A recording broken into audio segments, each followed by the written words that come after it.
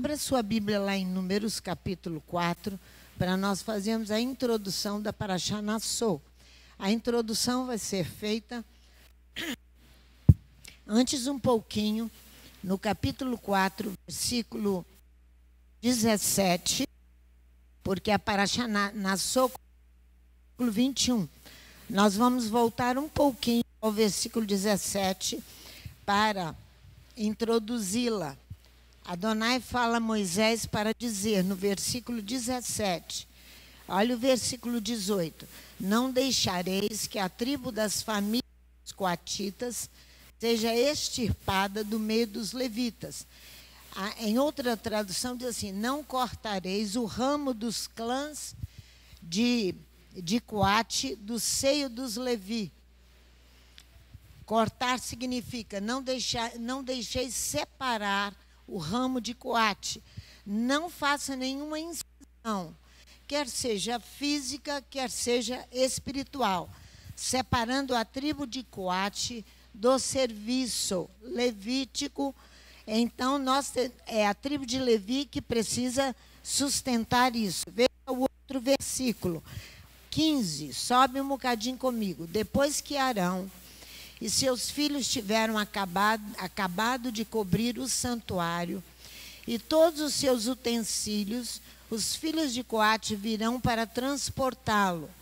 Então, era a responsabilidade de Coate transportar o santuário, mas sem tocar nas coisas santas, para que não morram.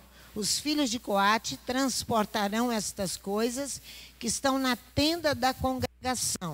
Então, eles vêm para carregá-los sem olhar para aquilo que é santo, sem lançar sobre aquilo que é santo, que eles não morressem. Olha só, então você pode entender que a Parashá Nassau, no versículo 19, vai dizer assim, ó, fazei-lhes isto lhes fareis, fazei-lhes isto. Eles viverão e não morrerão, se eles não lançarem um olhar sobre as coisas sagradas. Prestem atenção nisso. Olha só, ao avançarem em direção ao santuário dos santuários, Arão e seus filhos virão e os colocarão, o homem em seu serviço, quer dizer, tudo coberto, bem coberto, para ser transportado apenas por Coate. Eles não virão como engolidos, diz em outra tradução. Olha o versículo 20 aqui do 4, versículo 20. Capítulo 4 de Números, versículo 20. Mas os coatitas não entrarão para ver as coisas santas, o santuário, para que não morra. Eles não virão como engolidos ver o santuário, eles morreriam. O instrumento abstrato aqui, para não separar e não cortar Coate do serviço, é a ordem de Adonai. Eles não virão como engolidos. Eles não virão portando vaidade, acreditando ingenuamente que, sendo ludibriados por eles mesmos, com um simples olhar, que poderiam ver o santuário e erguer na mente um ídolo, se encher de tudo aquilo que é impalpável, que é a vaidade, irreal e sem valor, que é a vaidade, quer na esfera material, quer na esfera moral, e tentar fazer um serviço sagrado. É isso que significa, não deixe que eles sejam engolidos. Não deixe. Portanto, é de responsabilidade da tribo de Levi manter a ordem prescrita pela Torá para os filhos de Coate. É responsabilidade nossa colocar alguém aqui para ensinar, e se esse alguém ainda está cheio de vaidade, cheio de irrealidade, cheio daquilo que é fútil, e vir aqui como engolidos. Isso aqui é como engolidos, cheios de vaidade.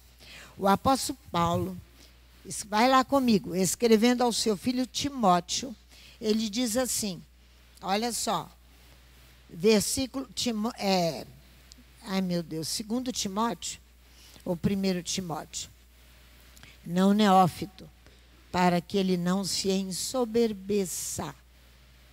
Não coloque para o serviço, esse é lançar um olhar de vaidade. Vai lá, vou ver se é 1 ou 2 Timóteo. É 2 Timóteo, capítulo 2, versículo, não é 2 Timóteo 2, não. 1 Timóteo, capítulo 3. 1 Timóteo, capítulo 3. Paulo está se referindo a Parashá Bamidbar, que foi ensinada semana passada, e eu estou fazendo ligação com ela a Parashá Nassau. O encerramento da Parashá Bamidbar vai ensinar isso. Não novo, não sem experiência, não maduro quanto às questões espirituais, não ponha para fazer o serviço. Em 3, versículo 6. É isso aí mesmo. Eu já tinha achado. Olha só. Vamos começar do versículo 1. Paulo está se referindo a Parashá Bamidbar, o encerramento dela. Não neófito, para que ele não se ensoberbeça. Não cheio de vaidade, para que ele venha a morrer.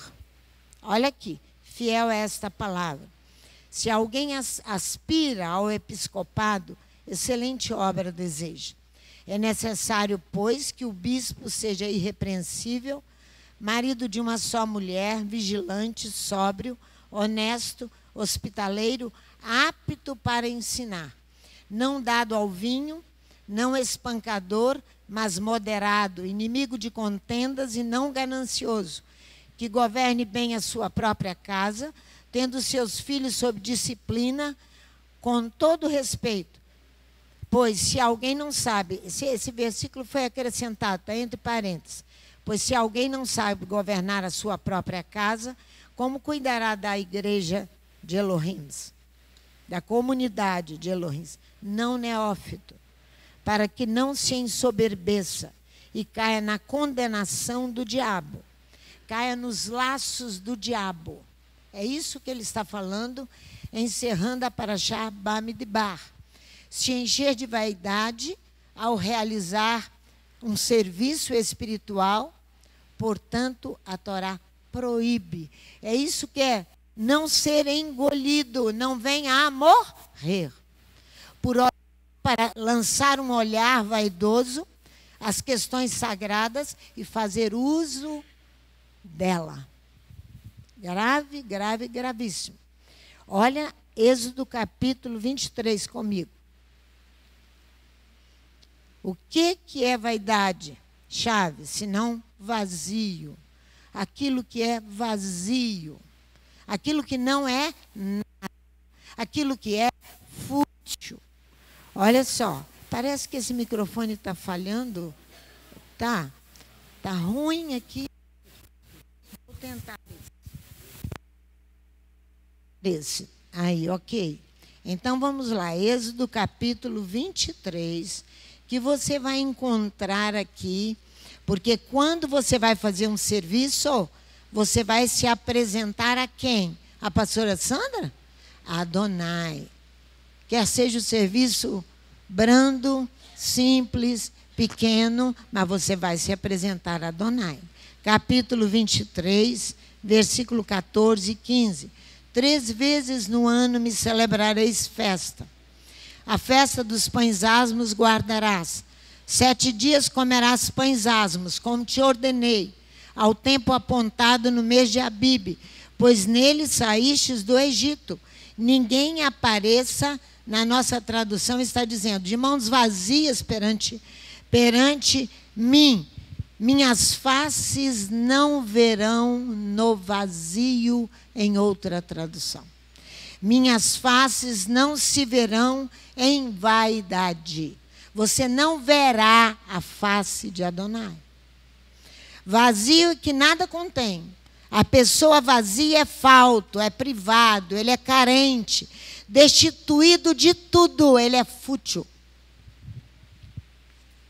Na física, é um espaço que não contém nenhum corpo material, ou onde as partículas materiais são muito rarefeitas. É um vácuo, é um buraco. A ausência de partículas espirituais no interior do homem, ele se torna vazio. E produz no homem um sentimento de angústia, de depressão, de sonolência, de eu quero dormir, eu não quero conviver com essa situação. Isso é a ausência, é a privação de partículas espirituais, de Torá, no interior do homem. Essa ausência que ele tem. Exemplo, sua morte provocou em mim um grande vazio, grande saudade, uma grande dor, uma recordação melancólica de uma pessoa ausente ou algo que você deseja que está distante. E que se deseja voltar a ver ou voltar a possuir aquilo que está distante. A saudade do passado é um exemplo disso.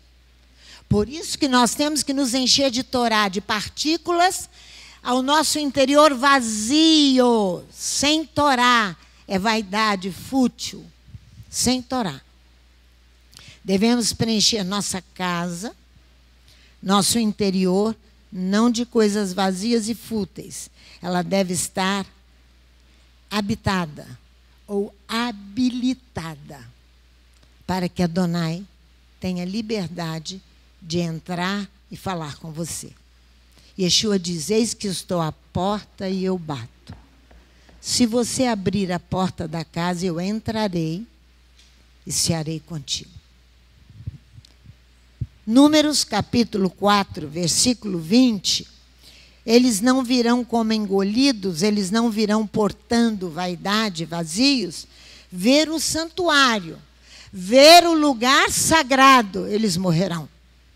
Só a embalagem dos objetos santos, a não embalagem dos objetos santos os engoliria.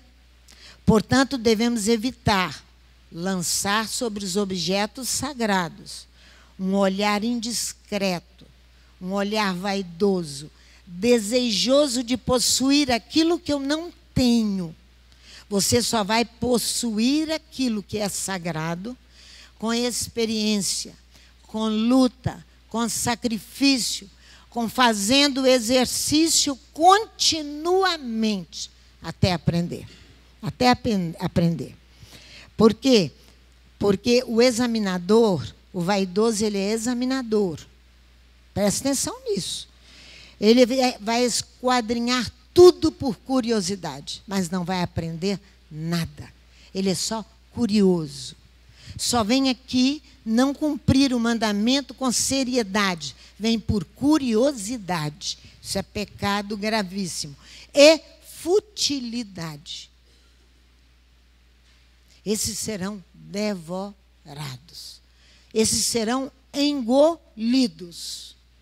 Engolidos.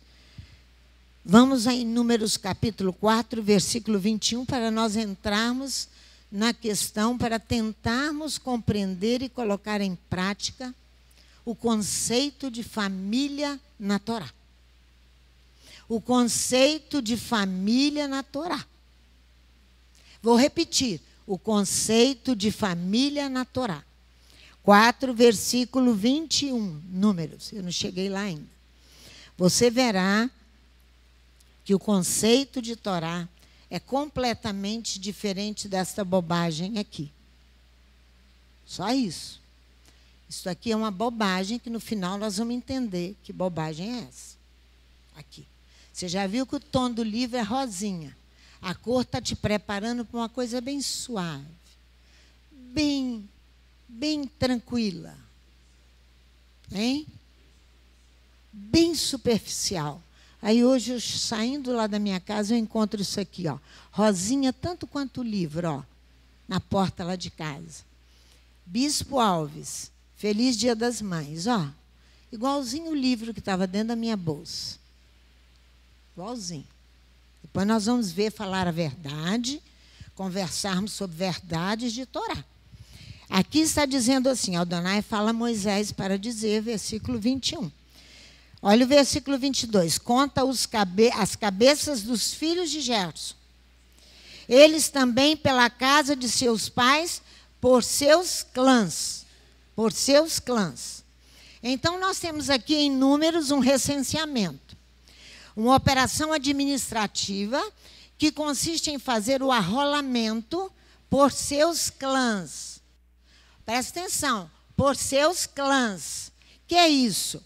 O sentido de clã é o conjunto de indivíduos consanguíneos. Deixa eu tomar uma água. O sentido de clãs é o conjunto de indivíduos consanguíneos. Você vai encontrar em Números capítulo 1, em Números capítulo 4, tudo isso aí permeado entre a família, todo o serviço estabelecido entre a família consanguínea. Você verá em Números capítulo 1 e em Números capítulo 4. Então você vai ver, vai lá em Números capítulo 1 comigo. Números capítulo 1. Contai as cabeças de toda a comunidade dos filhos de Israel por seus clãs, pela casa de seus pais, em número de nomes, todo macho por crânio, família consanguínea. Para inaugurar o altar, vai ver aqui no capítulo 7. Para inaugurar o altar, no capítulo 7, no versículo 12, você vai encontrar essa citação várias vezes.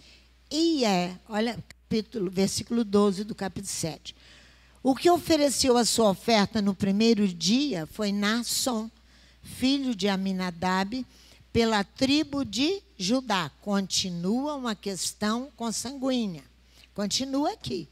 E aí você vai ver no versículo 18, no versículo 24, no versículo 30 e etc. Que não dá, todo o capítulo será permeado de tudo isso aí, de uma ordem desse tipo. E é o primeiro dia, versículo 12. Apresenta seu presente Naasson ben, filho de Aminadab, pelo ramo de Judá.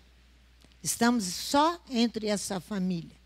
Só que eles eram identificados como uma família de consanguíneos, que tem do mesmo pai, a mesma mãe e os filhos. Todas as pessoas da família, o titio, a titia, do mesmo sangue, irmãos e sobrinhos, todo mundo do mesmo sangue. Concorda? Estou falando devagarzinho para nós entrarmos na situação. Números 2, versículo 34. Vai lá para você ver. Os filhos de Israel, Números 2, o último versículo do capítulo 2 de Números. Os filhos de Israel fazem tudo o que Adonai ordenou a Moisés. Assim eles acampam com seus estandartes, com os seus brasões, com as suas bandeiras. Guarda isso no seu coração. Com os seus brasões, com os seus estandartes, com as suas bandeiras. E assim eles partem. Homem em seus clãs. Homens em sua família, de papai, de mamãe, de titio, de sobrinho, papapá, pipopó. Essa aí é a família. Junto à casa de seus pais. Concordam? Está escrito aí, ó, em Números capítulo 2, versículo 34. Quando nós chegamos em Números, vocês estão vendo uma limitação, não estão? Não estão? Um serviço espiritual limitado a uma família consanguínea. Isso é Torá. Agora essa limitação já vai terminar. Ela já vai se estender mais, saindo desta família de consanguíneos, no capítulo 27 do livro dos Números. E vai encerrar no capítulo 36, que vai se estender a outra tribo. Vai se estender agora o relacionamento a outra tribo, com o problema das filhas de Zelofeade. Veja aqui. Então, surgiu aqui para Moisés, capítulo 27 do livro dos Números, um problema de direito. Olha, presta atenção, você não durma. Você fica de pé no lugar onde você está, mas não durma, você tem que aprender isso. Porque essa é uma aba, sem entender Torá e família com Torá, você vai entrar para ajudar a abominação a chegar mais rápido em Israel, uma das abominações. Que é entender família num âmbito consanguíneo apenas. A Torá é dinâmica.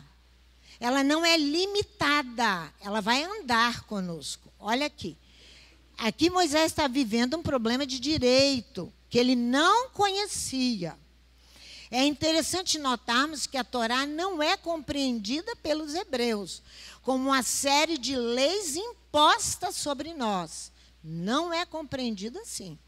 Para os homens, imposta para os homens por um Deus alheio, que impôs e foi embora para a sua terra. Não, não é assim. E nem por um código humano, construído segundo a lógica humana. Isso não é Torá. Construída segundo a lógica humana, não é Torá. A Torá é fruto de uma cooperação de Adonai com o seu povo. Cooperação com quem obedece. É um fruto de cooperação, de necessidade de relacionamento para quem se deixa amadurecer. Se deixa amadurecer. Então você verá que a Torá é fruto de uma cooperação de Adonai e dos homens numa história concreta e cheia de experiências. Vamos ver do versículo, capítulo 27, de 1 a 11. Vamos ler. Aí você pode entender que a legislação bíblica aqui, com as filhas herdeiras, deixa o limite do clã.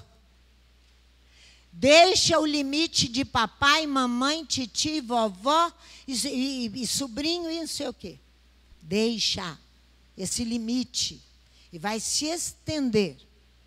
Esse é o conceito que nós precisamos ter de família. Vieram então as filhas de Zelofeade, filho de Éfer, filho de Gileade, filho de Maquir, filho de Manassés, entre as famílias de Manassés, filho de José. São estes os nomes das suas filhas: Maalá, Noa, Ogla, Milca e Tirza. Elas se puseram diante de Moisés, diante de Eleazar, o sacerdote, diante dos príncipes de toda a congregação, à entrada da tenda da congregação, e disseram: nosso pai morreu no deserto.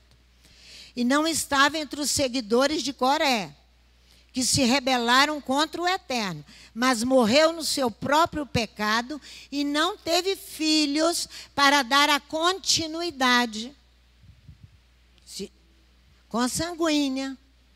Foi de propósito que ele não teve filhos, só teve filhas, para deixar para trás esta questão consanguínea, não é isso? Fala aí, me ajuda que eu vou tomar água, Léo.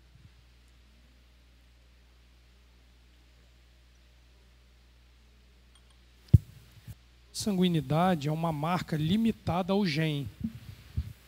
Então, ali o que estava acontecendo era uma defesa por herança, não por gene. Porque o que prevaleceria na terra era o nome de Zelofeade, não o gene dele. Existe uma diferença. Existe uma diferença. Ali, a briga não era pela preservação genética de Zelofeade, mas pela terra a qual ele teria direito e que as suas filhas, para manter o seu nome, entrassem na terra e recebessem. Esse daí é um ponto importante para entender a diferença entre um clã físico e um clã espiritual que Adonai forma. Nós vamos lembrar, pastora, que ao entrar na terra de Canaã, a tribo de Simeão praticamente desaparece. Então, quando a gente vai ver ali o período que se estende até o reinado de... Depois de Jeroboão ali, que começa a haver a divisão das 10 tribos do Reino do Norte, e no Reino do Sul, Simeão já praticamente não é visto. As outras tribos diminuem. E quando eles vão exilados, eles já voltam à terra depois do cativeiro como samaritanos, já não mais como os Yehudim. A gente tem que lembrar, Israel é conhecido como o povo da Judéia num tempo onde sobrou a tribo de Judá e Benjamim, que praticamente hoje é a linhagem reconhecida em Israel como judeus. Tem que lembrar disso.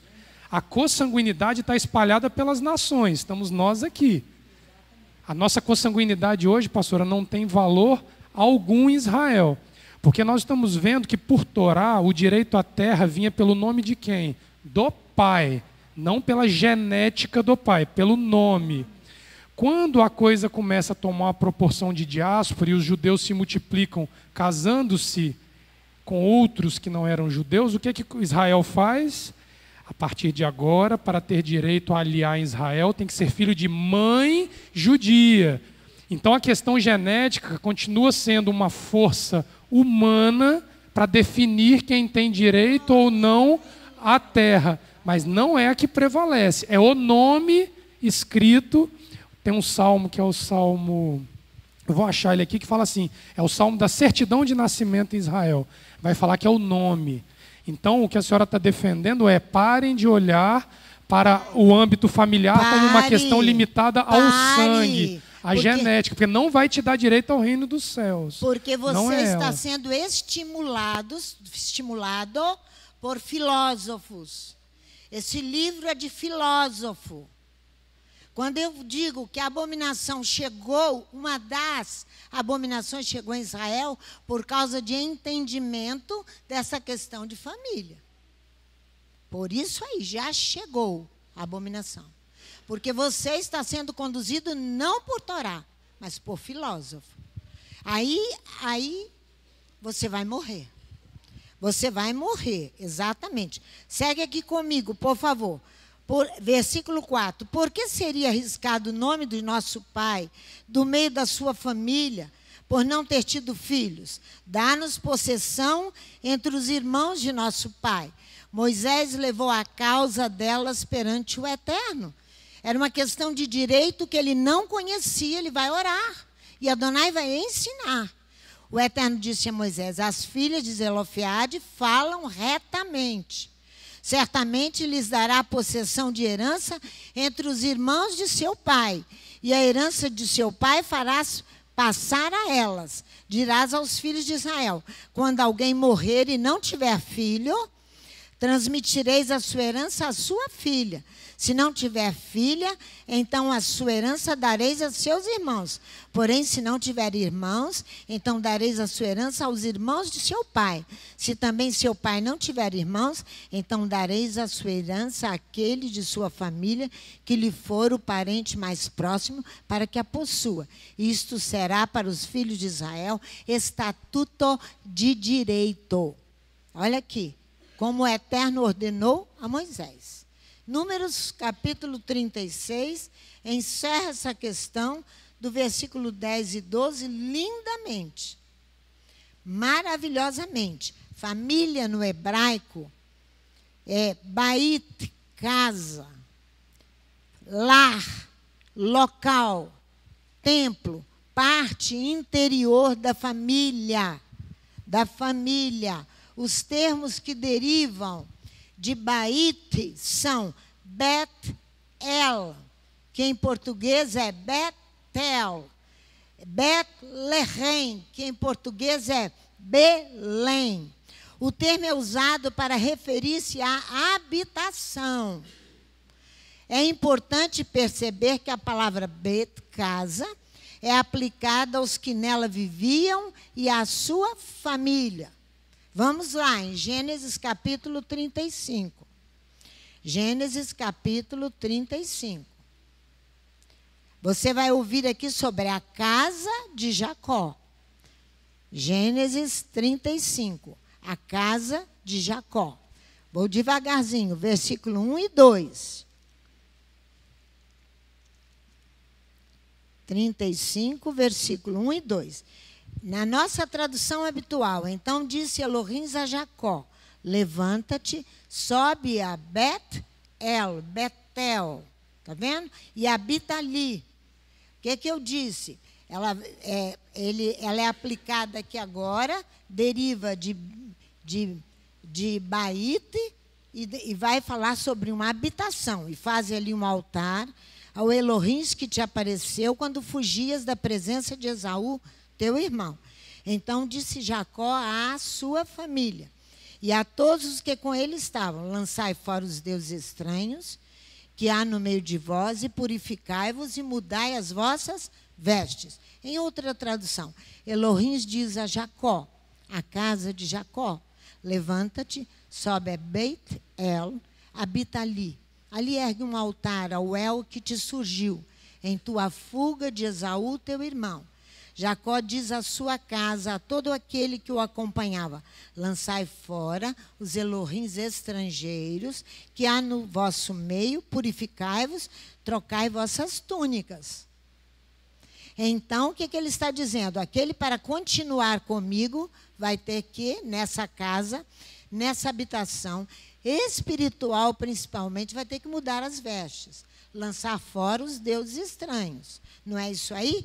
E Betel, a casa de El, né? Que era Betel, indica a cidade e o santuário, cujo nome em português é Betel. Ali existia um santuário.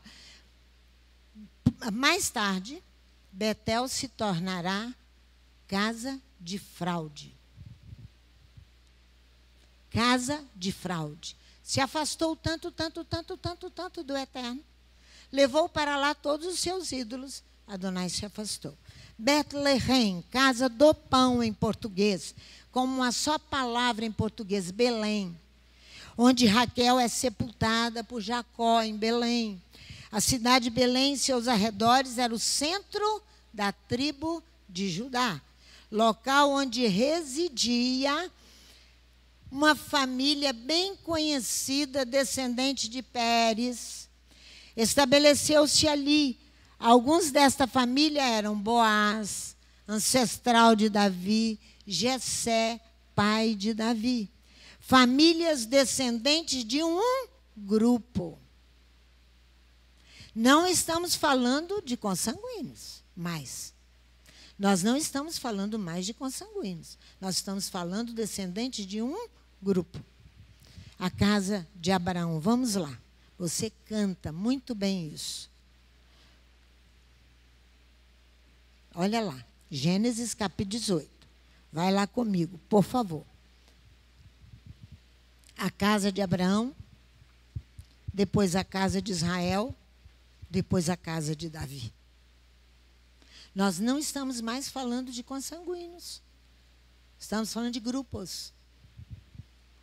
Olha o versículo 19 comigo. Pois eu o escolhi para que ordene a seus filhos e a sua casa depois dele, para que guardem o caminho do Eterno, para que pratiquem a justiça e o juízo, a fim de que o Eterno faça vir sobre Abraão o que acerca dele tem falado. Sim, eu o penetrei, para que ordenasse a seus filhos e a sua casa, depois dele, que guardassem a estrada de Adonai, para realizar a justificação e o julgamento, a fim de que Adonai faça cair sobre Abraão, sobre ele, o que lhe prometeu. Vai no Êxodo capítulo 16, a casa de Israel.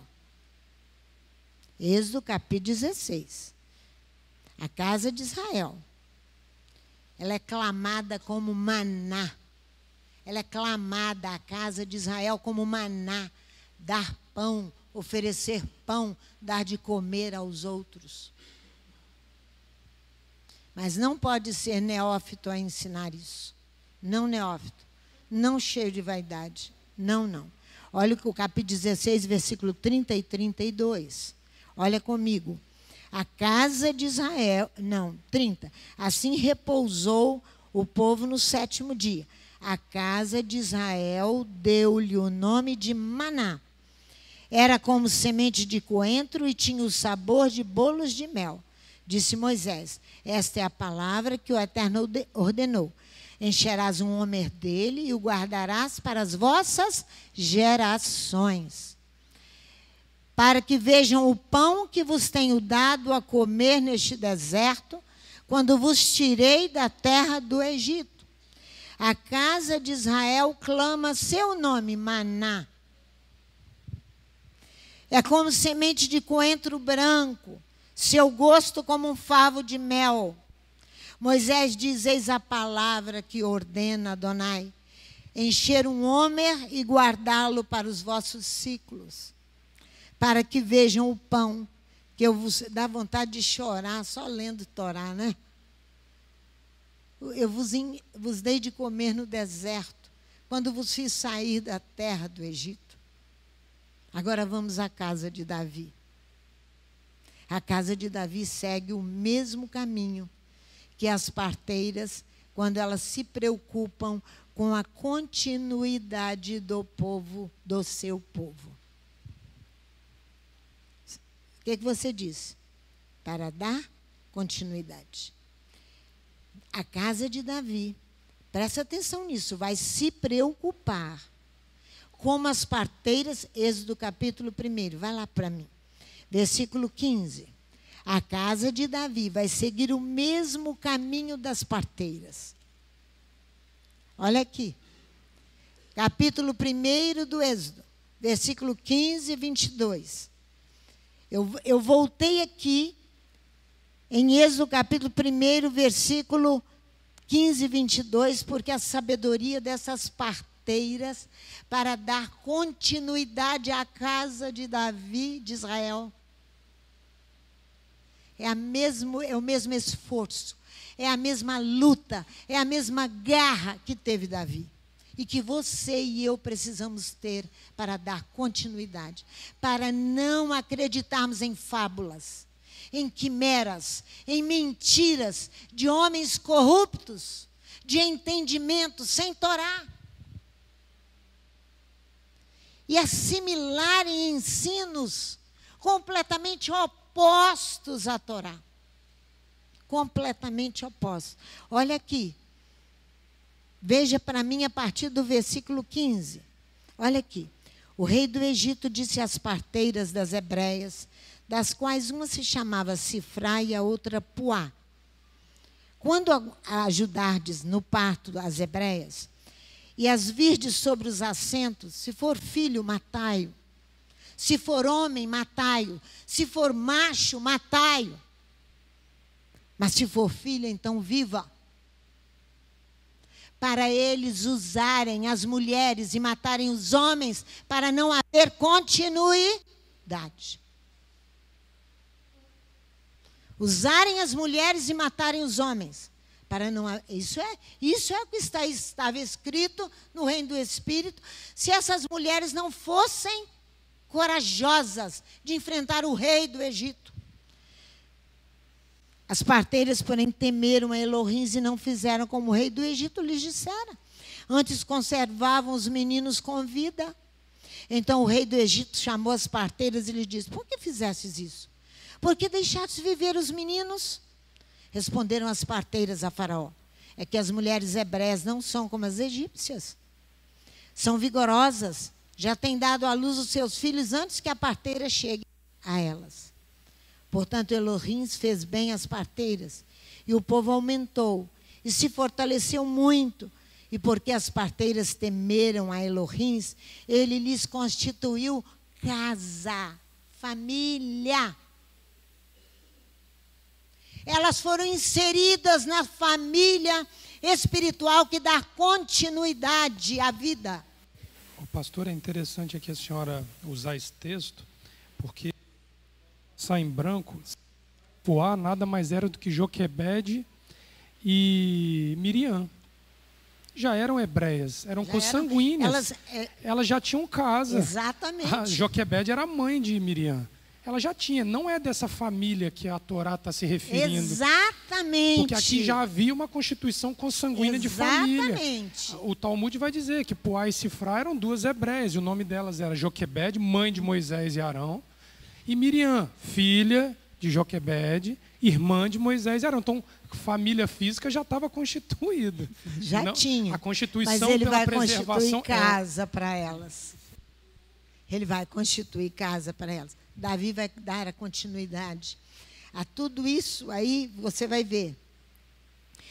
Então, para aniquilar um povo, é preciso impedir que seus filhos cresçam. Satanás sabe disso. E o homem gosta de assumir isso, matar. Matar os filhos. Ao invés de ensinar Torá, vai ensinar bobagem. Ao invés de ensinar Torá, vai ensinar filosofia.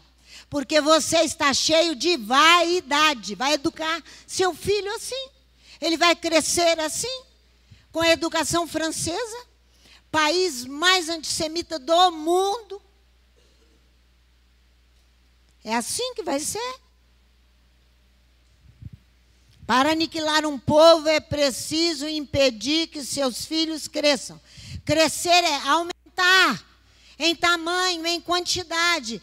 Crescer em maturidade espiritual para dar frutos para a glória de Adonai. Sem maturidade espiritual não há crescimento. Então ele vai impedir que você obedeça a Torá. Se você é iludido com as coisas deste mundo. Uma maturidade espiritual é como o tempo entre a lua nova e a lua cheia, durante o qual a parte iluminada cresce continuamente. O rei Davi foi sábio o suficiente para ele se preocupar apenas com a casa física? Não, vamos lá. 2 Samuel, capítulo 7, de 1 a 21. 2 Samuel, capítulo 21. 7, isso aí. 2 Samuel, capítulo 7. Versículo de 1 a 21. Olha aí. Estando o rei Davi em sua casa, casa física, e tendo lhe dado o eterno descanso de todos os seus inimigos em redor, disse o rei ao profeta Natã: olha, eu moro em uma casa de cedro, uma casa rica, grande, a arca de Elohim dentro de uma tenda.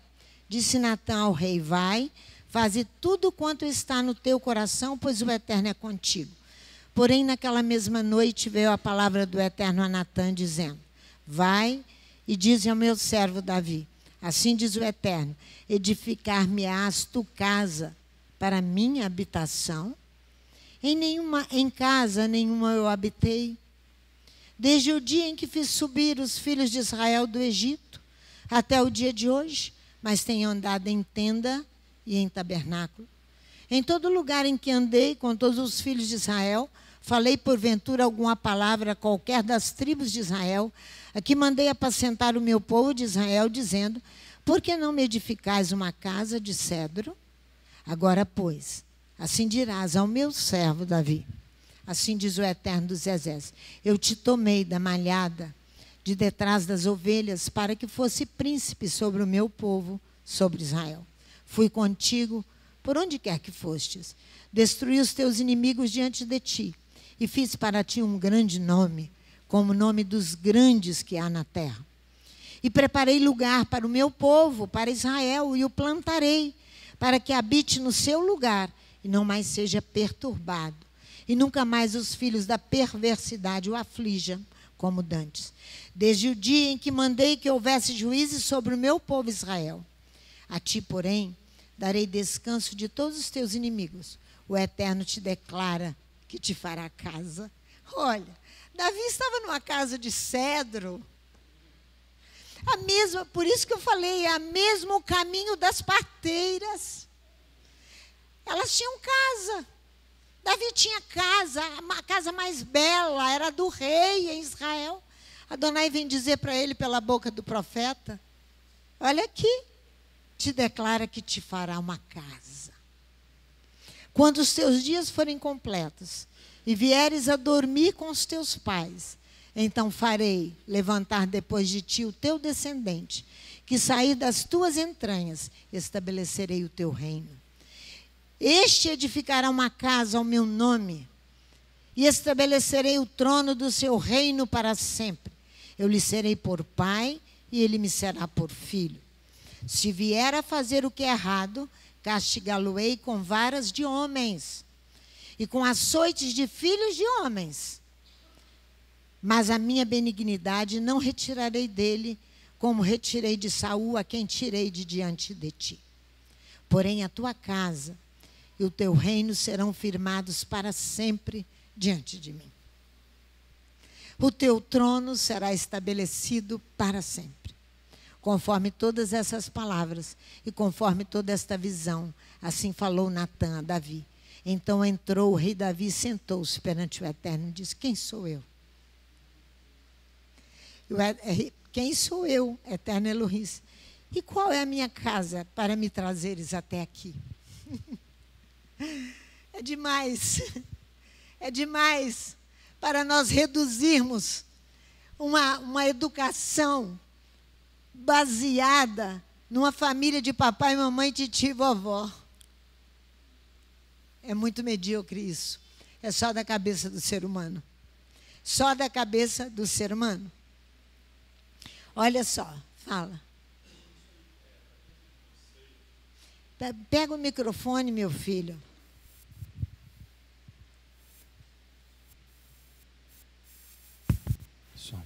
É uma pergunta. Não sei se eu vou saber responder. Esse é o mesmo conceito quando Yeshua fala assim: eu vou para a casa de meu pai e vos preparar um lugar. Ele está falando desse conceito de família. Esse conceito. Que nós estamos aprendendo. É a mesma aprendendo. coisa quando ele vai falar lá sobre a ressurreição dos mortos. Errais por não conhecer as Escrituras. Quando você morre, nem casam nem se dão em casamento. Não tem estrutura consanguínea. Você está esperando que você vai morrer e encontrar o Rafael lá? Não tem estrutura consanguínea. Yeshua diz isso em Mateus capítulo 22. Depois ele diz lá, eu ia entrar nesse assunto, ele já entrou. Não tem problema nenhum, não. Olha bem, já vai dar meio-dia, 5 para meio-dia. Já está ruim. Então, mas eu vou terminar essa sabedoria do Rabino Shalom Arush. Ler para vocês. Por isso que eu falo, eu quero falar que a abominação chegou. Uma das abominações chegou em Israel. Mas eu tenho que tratar desse assunto à tarde, porque eu tenho que explicar para vocês o que é a educação francesa de um menino. O que é a filosofia do grande Luc Ferry. O que é? O programa é fazer do homem um Deus. Isso não existe na Torá. Isso não existe. O que está programado aí é fazer isso. É muito mais grave do que nós imaginamos. Mas então, era só isso que você queria falar? Se você e eu não deixarmos amadurecer interiormente, biblicamente, o conceito de família, que não é apenas papai, mamãe, titio e vovó, e sobrinho e neto, estaremos colaborando, que não é a questão consanguínea, estaremos colaborando com a abominação dos últimos dias. Olha que coisa grave que eu estou dizendo. Estaremos colaborando com a abominação dos últimos dias. Estarei excitando a aversão à Torá de Adonai. Estarei excitando os meus filhos e a minha casa contra a Torá de Adonai. Contra a Torá de Adonai. Esse livro aqui, quando eu recebi, eu vou ler só o que eu escrevi a quem veio me perguntar sobre esse livro. Quando eu já olhei a capa, eu já acho um pouco esquisita. Muito esquisita. A sabedoria da mulher e tem a sabedoria do homem. Porque o trabalho é trabalhar dentro da família consanguínea só. É isso aí, Léo. O conceito que está aqui, é trabalhar só a família consanguínea. É isso aqui. O Jardim da Paz somente para mulheres. Essa palavra Jardim da Paz soa para mim como túmulo, como morte. E eu vou mostrar de tarde o que o Eterno fala quando as coisas estão nos lugares errados. O túmulo, a morte. Essa sabedoria aqui é sabedoria de morte. Eu li o prefácio e vou ler a capa para vocês. Ó. É só isso aqui. A Sabedoria da Mulher, do Rabino Shalom Arush, é a versão em português do livro que se tornou best-seller. De noite para o dia em Israel. Eu não estou falando mentira, está escrito aqui.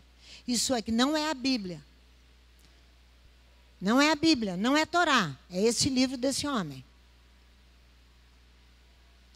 Em Israel, ele reduziu crescentes... Não, peraí. Este é um guia incrivelmente agradável e instrutivo para a mulher que quer ser tudo o que pode ser. Mulher, esposa, mãe bem-sucedida e realizada para servir aos homens. Isso aí eu completei, tá? O histórico do Rabino Shalom Arush, como conselheiro de casais e guia espiritual, é fenomenal. É fenomenal para matar. Em Israel, ele reduziu crescentes estatísticas de divórcio. Está escrito aqui.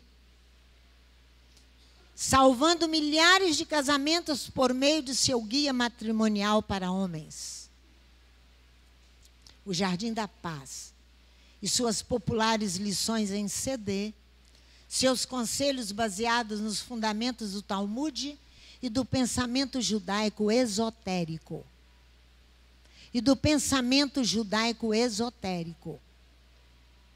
São claros, fáceis de ler. E, acima de tudo, práticos e prontos para serem aplicados à vida cotidiana. Isso é a Torá? Este livro irá melhorar o seu casamento também. Se você já comemorou bodas de ouro ou ainda está pensando em casamento, a Sabedoria da Mulher rapidamente se tornará seu guia fiel. Eu quero ler para vocês o que eu escrevi. A quem me pediu que olhasse esse livro, se ela estaria apta para lê-lo. Ana querida, o tema, a sabedoria da mulher, abordado pelo Rabino Shalom Arush, chegou só agora em Israel. Eu creio que chegou um pouco tardio, porque o Ocidente foi cheio dele. Através da vida de Luc Ferry, mais de 10 anos eu falei isso à congregação. Ele foi no período do governo de Sarkozy, ministro da Educação. Ele deu uma entrevista à Veja, a revista brasileira, Luc Ferry. Esse filósofo cheio das grandezas. Ele disse, eu deixarei o Ministério da Educação para escrever porcaria sobre família para o Ocidente. Por que ele foi em cima? Porque o Ocidente, sem Torá, abraçaria tudo. As igrejas encheram de família, eu amo você. Encheu, está entornando de família, eu amo você. Agora chegou em Israel. Agora a abominação chegou no lugar santo. Olha só, porque os rabinos comprometidos com Torá, que não permitiram tamanha lambança chegar, e jaquitância, e fanfarrice chegar em Israel. Rabinos comprometidos com Torá, que esse não tem esse compromisso. Não permitiram. Quando eu falo para ela, creio que chegou um pouco tardio em Israel. Porque os rabinos comprometidos com Torá não permitiram essa lambança, essa fanfarrice, não permitiram.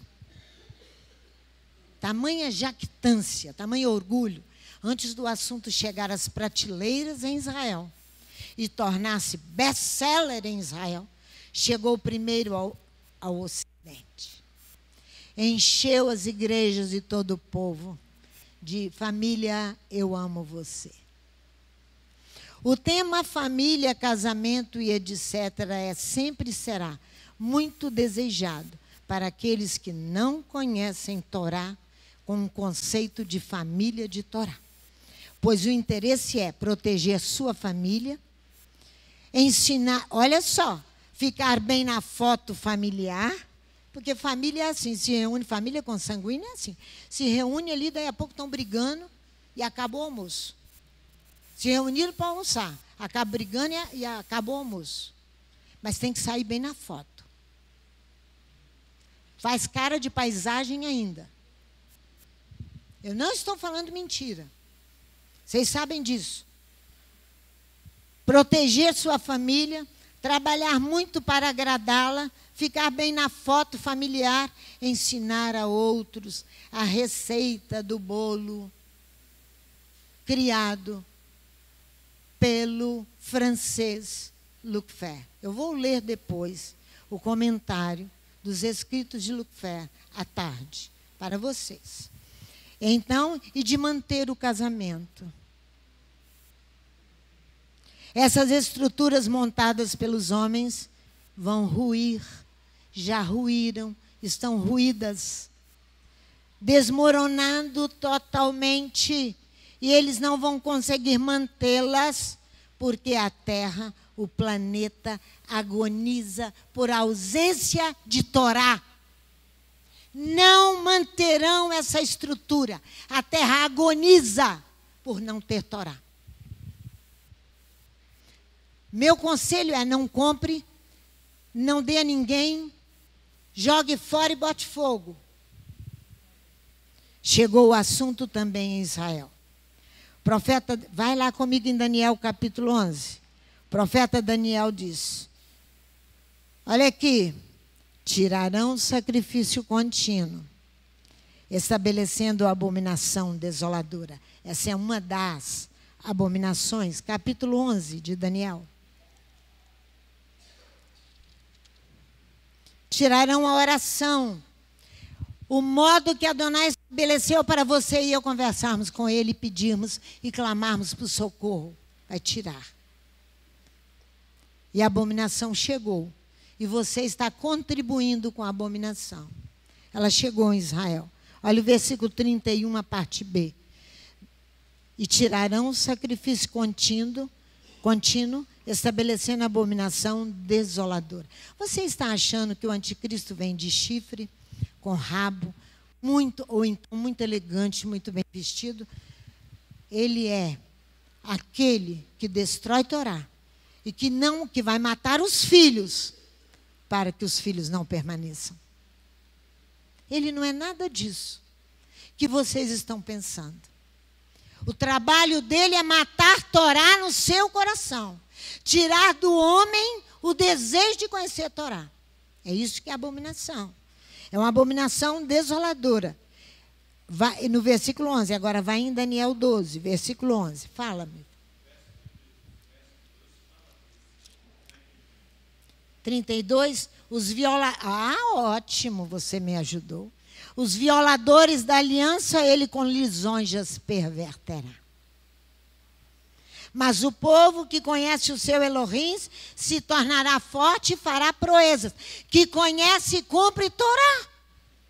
Não é descumprindo Torá que nós vamos fazer proezas, não. Não. Vai lá no capítulo 9 comigo. Veja o versículo 27, a parte B. O último versículo do capítulo 9 de Daniel. Ele confirmará uma aliança com muitos por uma semana. Quem é esse? Aquele que está introduzindo a abominação. Mas a metade da semana fará cessar o sacrifício e a oferta de cereais. E sobre a asa das abominações virá o assolador, até a destruição determinada, a qual será derramada sobre o assolador. Então, nós vamos parar por aqui, para de tarde nós entrarmos nas mães que lançam novos livros para reforçar a família francesa como modelo de educação. Modelo de morte. Modelo de morte, continuarei falando enquanto eu tiver vida. Tá? Modelo de morte. Ana, sua carta está aqui. Se você quiser depois guardá-la. Tá bom? Que o Eterno nos abençoe. Até mais tarde. Às 15 horas, nós estaremos juntos, terminando essa questão. Que aí nós vamos lá em Yeshua, ler no capítulo 22, sobre errais não conhecendo as Escrituras. Onde vocês vão, não vai haver casamento, nem nada disso. Tá bom?